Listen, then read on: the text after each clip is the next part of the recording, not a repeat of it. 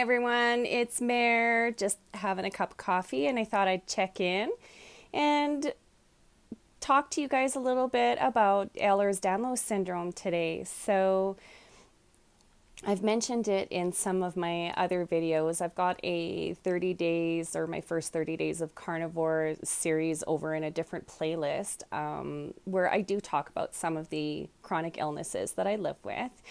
And today I wanted to give a bit more information about what it's like to live with Ehlers Danlos, or EDS, as we tend to refer to it in the community.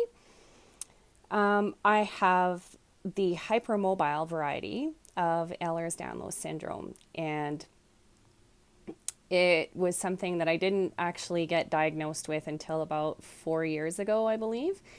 Before that, just thought my body was going crazy, and I had been tested for all kinds of things under the sun, everything from MS and lupus to other neurodegenerative diseases.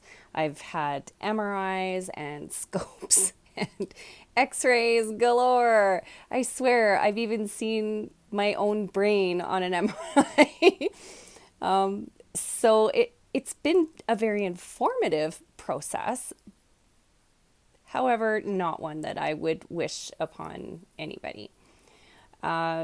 Getting diagnosed with EDS can be really tricky. It is still misdiagnosed often, as it masquerades as a lot of other things, including myalgic encephalomyelitis. I had to go down the road of finding out that I didn't have ME to get closer to a diagnosis of Ehlers Danlos syndrome.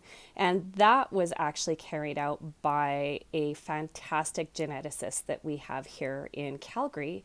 It's Dr. Yee. And if anyone needs his information, I'm sure I can get you the clinic details and everything that he works out of. But he was the one who officially gave the diagnosis. Now, some people might find that's really odd that a geneticist would give a diagnosis of EDS, but he works with all different types of EDS patients every day. And he was really key to getting some answers. We interrupt this broadcast for a Zoomy break. Zoomy doo. Zoomy doo. This, my friends, this is Alfie. And Alfie is my emotional and comfort support animal. Back to our regularly scheduled programming. Yes, you know, when you have inquisitive 11-year-olds, sometimes videos get interrupted mid-thought. So, back to Alfie. He was given to me by a very dear friend in the EDS community, and I immediately just knew exactly how he would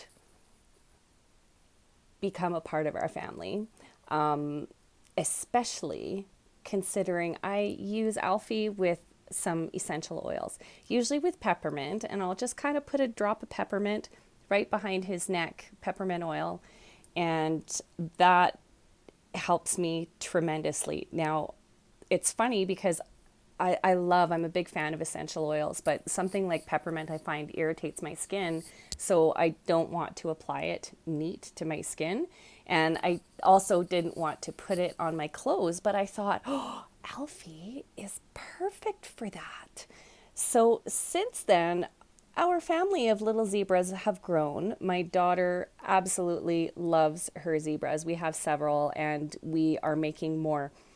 One of the troubles that we have is finding socks like this. Very picky about the socks that we need to make zuzus like this, as we call them, but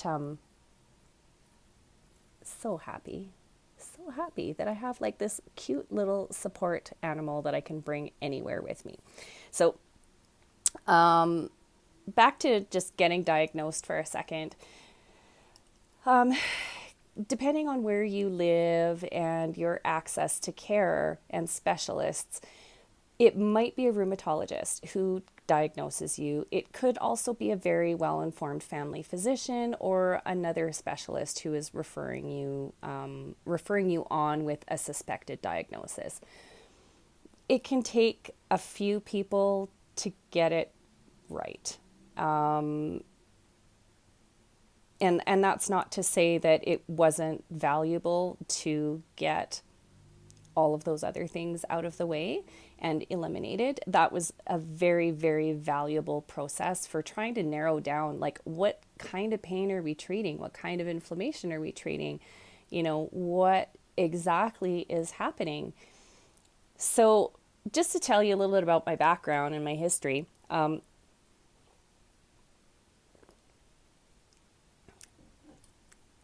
I was a kid, I had a lot of growing pains. Okay, so just before we get started, there are probably going to be several points along the way where you are going to nod your head and go, oh yeah, me too. I had that when I was a kid too. Okay. There's a very important distinction that we'll get to a little bit further down the line that kind of separates, normal childhood or even body complaints versus something like Ehlers Danlos Syndrome. Because Ehlers Danlos is still a rare and chronic condition, which is one of the reasons why it's so difficult to identify. So as a kid, I had a lot of growing pains, and I started experiencing things like having major headaches when I was about 10 years old. And turns out that kind of stemmed from me falling off my bike when I was 6. Apparently, it's the only explanation any of us could come up with when I was 10 years old as to why my hips would be so unbalanced. Because, usually if you have kind of a okay, hands aren't straight. So if you've got a right angle and your pelvis sits kind of where the cross angle is, my hips were kind of like this. So I had one leg that was about 1.5 inches shorter than the other, about that. And I was about this far away from having scoliosis. Now, as you know, when you're in grade 5, or maybe depending on where you are, of course, in Canada, when I was growing up, when you were in grade 5, all kids saw the public health nurse and was checked for scoliosis just by, having you roll over.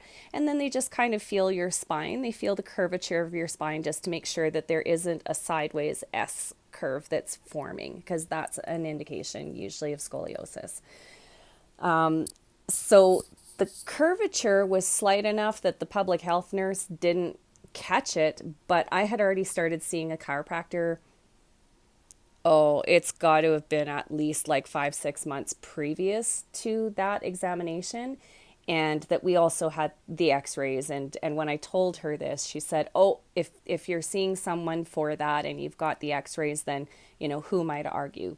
Kind of thing. But at first she was like, well, no, I didn't feel anything. I'm like, we have x-rays? She's like, oh, gotcha. Okay. So sometimes people will be resistant hearing things from children as well. So if you do have little ones, and if this starts sounding like any one of them at any given time, you may want to start tracking things. So another thing, as a kid, always very flexible. I wasn't very strong in the core. I had a very weak core. So I loved doing gymnastics, but I hated any apparatus whatsoever. I liked floor because floor would allow me to be bendy and I could stretch and contort myself in whatever way possible. But for bars, I didn't have a lot of core strength. Neither did I have a lot of core strength to start developing any of the aerial floor tricks. As long as I had one hand firmly on the ground, I was usually pretty good because there was some kind of structure there. So then I started skiing when I was 9 years old, which had at that point already been like this lifelong goal of mine. Since I was 4, much to my parents' dismay, because my family were not skiers. But I started skiing, and lo and behold, I mean, no matter what kind of crash I had when I was just skiing recreationally, or after I started racing, or after I started instructing and coaching at 15, none of the injuries that I ever had were anything that were like surgically treatable, which, hey, I'm glad I didn't have to have surgery. But I also never broke any bones, and I probably sprained every joint there is in my body by the time I was out of high school. And I decided to play rugby in high school. That, knowing what I know now, not sure I would have chosen rugby. But it was sure fun while I played it. I really enjoyed it. So anyhow, you can tell I was kind of a bit of an active, sporty sort of kid. Not that I was, hugely into track and field. I was not built for speed on feet. I was built for speed on skis. So, any kind of like timed running events, I learned to appreciate those for my own personal bests as I got older, as opposed to being a serious contender in junior high and high school. I was not. Put me on skis though. Yeah, that was my thing. I was just happy every day, all day on skis. So, you know, that doesn't sound too much like a kid necessarily who has chronic illness. I was active, I did a lot, but the other side of that was that I was constantly falling asleep in class and I was just exhausted all the time. I was also starting to have really bad problems by the time I was 11 or 12 with getting severe sharp stabbing pains in between my ribs, and that it was agonizing. Like I would pretty much have to stop breathing and moving until they went away, and that landed me in the infirmary at school quite a lot with that and headaches, which we later found out were migraines. And I didn't find that out until probably 8 years ago, that I have chronic and sometimes intractable migraines and refractory migraines. We'll do another episode on migraines because there's a lot of different flavors that I bet you didn't know anything about. So you start kind of compiling this picture of, sure, she's active and she's injuring herself, but kids do that. Oh, that's pretty normal. Okay. Things like sharp stabbing rib pains, really not normal. And that was kind of chalked up to growing pains for a while, which by the time I was 12, I was almost as tall as I ever got. I'm only 5'5", and I was probably 5'3" by the time I was in junior high, if not 5'4". So anyway, as I moved into adulthood and started living my life and doing all kinds of wonderful things, that fatigue, that overwhelming fatigue, never really left. I hid it really well, I think. And I mean, even in college, I'd be falling asleep in my classes. And it's a good thing that I had a really good lab partner who, helped to keep me awake. But, there were starting to be signs of trouble by the time I had come back from, traveling a few different corners of the world and being back in my hometown of Edmonton and going to college. So by the time I was graduating from college, huge amounts of stress, gained the college 20. And I wasn't 18, folks. I was like 25 when I graduated from college, 25 or 26. So, it was starting to be harder for me to lose weight all of a sudden. And even though I was going back to my workout routines and, eating how I had previously, something had changed. And it was very noticeable in that year because prior to that, I was just, loving going to the gym and getting lots of exercise and running and skiing and, scuba diving, all of my favorite things. And when I went to work full time, got a desk job, started going back to the gym, I nearly herniated a disc in my lower back. And more to come on that little disc and that situation later, including today. But I ended up getting treatment from the chiropractor I had in Edmonton, and he was in actually he was in St. Albert, great chiropractor, but he had grossly underestimated what it would take to get my body back to where I thought it ought to be. And let's just kind of mention in there that we also discovered that the crash that kind of ended my teaching career, in a manner of speaking, when I was ski instructing, yeah, I actually had a healed fracture in my neck, which we didn't actually see on the x-rays until 10 years after the incident. So that was a big revelation as to, why it had taken so long to heal. But this was just compounding my chronic pain picture that had started when I was a kid. Fast forward a little bit, I started feeling more and more like my body was just not cooperating. Even after I had kind of graduated from my chiropractor and from massage therapy and gotten that disc back in check, I still felt like it it just wasn't as, my lower back wasn't as stable as it had been. So let's keep moving forward.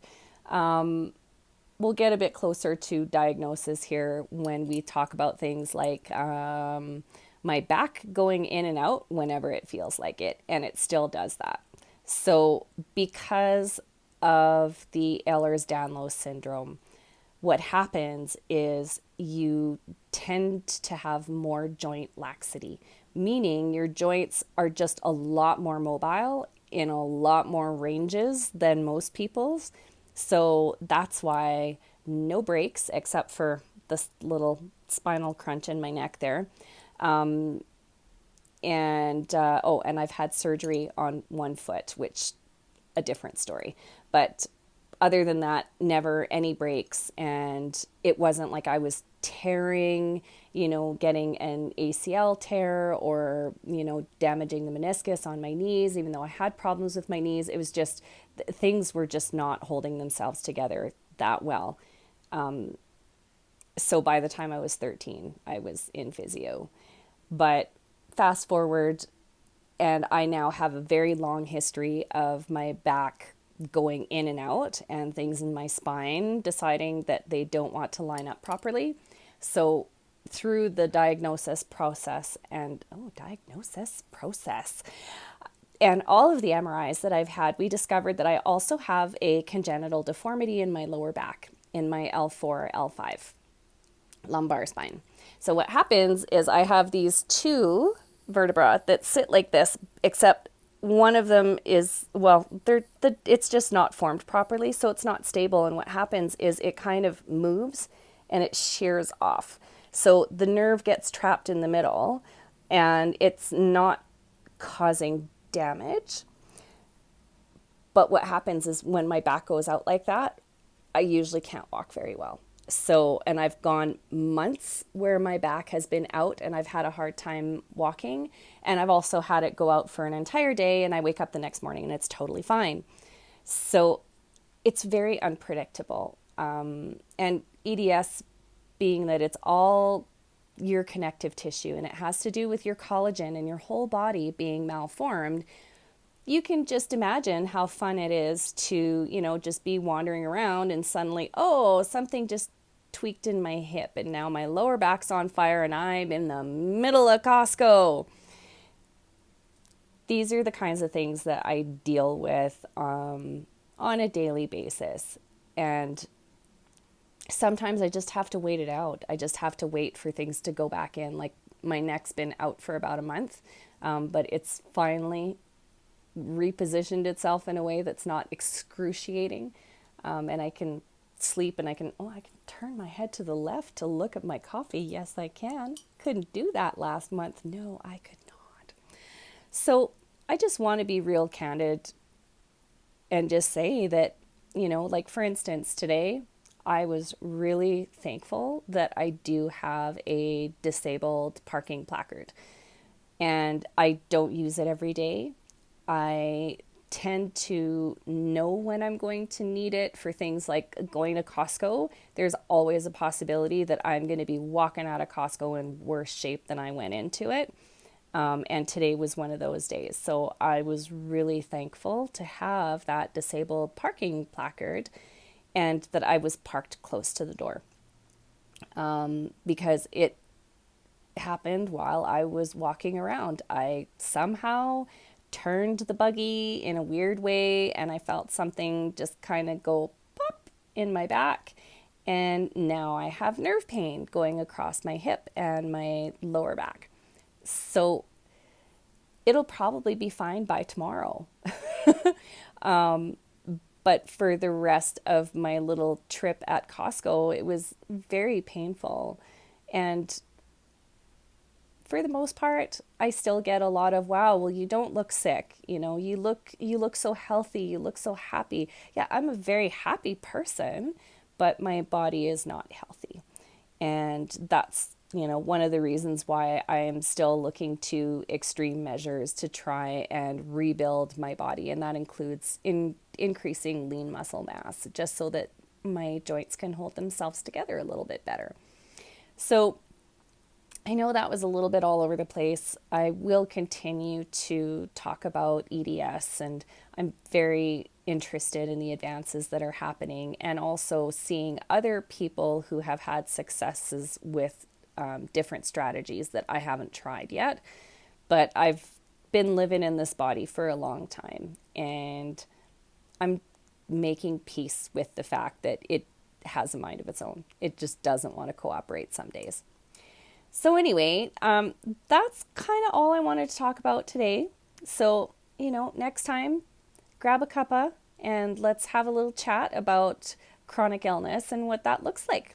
So I hope y'all have a good day and that you enjoyed this video. So be sure that you give us a big thumbs up just down below and hit that subscribe button. Don't forget to click the notification bell so you know exactly when the next video is landing on YouTube. But for today, it's Mare, and I'm just happy that you were there to share a cup of coffee with me. We'll talk to you soon.